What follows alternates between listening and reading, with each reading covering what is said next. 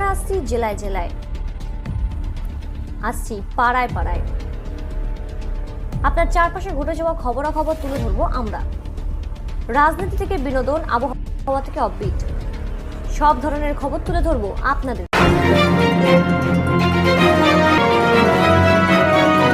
যুক্ত থাকুন, সঙ্গে থাকুন, দেখতে থাকুন কলকাতা নিউজ 19। গত 16ই মে ঝংকার কলেজ অফ কালচারের রবীন্দ্র সন্ধ্যা সাংস্কৃতিক অনুষ্ঠানের আয়োজন করা হয়। সেদিনের অনুষ্ঠানটি নাচ গান ও আবৃত্তির মধ্য দিয়ে অনুষ্ঠানটি পরিবেশিত হয়। অনুষ্ঠানে বিশিষ্ট অতিথিদের মধ্যে উপস্থিত ছিলেন তানিয়া রায়, বাচিক শিল্পী সঙ্গীতা বসু রায় সহ বিশিষ্ট ব্যক্তিবর্গরা। তারই বিস্তারিত দেখুন আমাদের কলকাতা নিউজ টিভি 19-এ।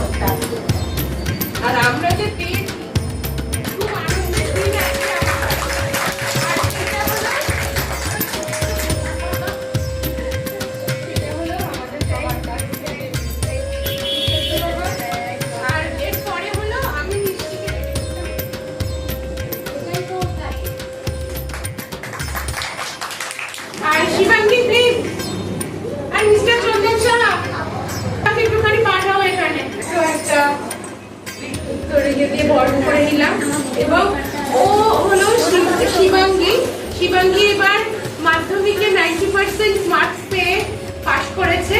এবং আমার 6th ইয়ারে আমার স্কুল থেকে 6th ইয়ারে 3জন স্টুডেন্ট পরীক্ষা দিয়েছিল, এবছর না এর আগে পরীক্ষা দিয়েছিল এবং এবছরে ও দিয়েছে 6th ইয়ারের এক্সাম, রেজাল্ট এসেছে আমাদের।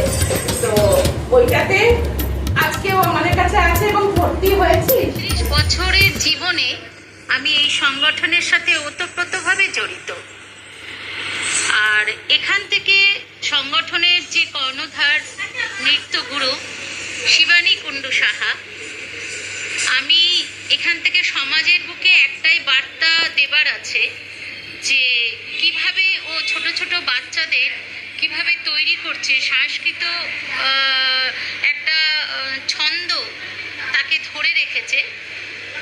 এটাও আমি জানি, যেটা বলার বিষয়, যে শিবানী কুণ্ডু সাহা বহুদিন ধরে বাচ্চাদের, যেসব বাচ্চারা পয়সা দিতে পারে না, মাইনে দিতে পারে না, তাদেরকেও কিন্তু ও বিনা পয়সায় এই ওর যে দক্ষতা নাচ ও শিখিয়ে যায়। প্রোগ্রাম হলো এখানে 25শে বৈশাখ উপলক্ষে আমার দুই মেয়ে দিদির কাছে ডান্স শিখে এই বিশেষ দিনটাকে যে এই বিশেষভাবে পালন করা হলো, সেখানে আমরা উপস্থিত থাকতে পেরে খুবই আনন্দিত। খুব আনন্দ করে আজকে আমাদের সন্ধ্যাটা কাটলো, আর বাচ্চারাও খুব আনন্দ করেছে। আর বিশেষ করে আমাদের কবিগুরুকে এই অনুষ্ঠানের মাধ্যমে দিয়ে আমরা স্মরণ করেছি। শিবানী কুণ্ডু সাহা।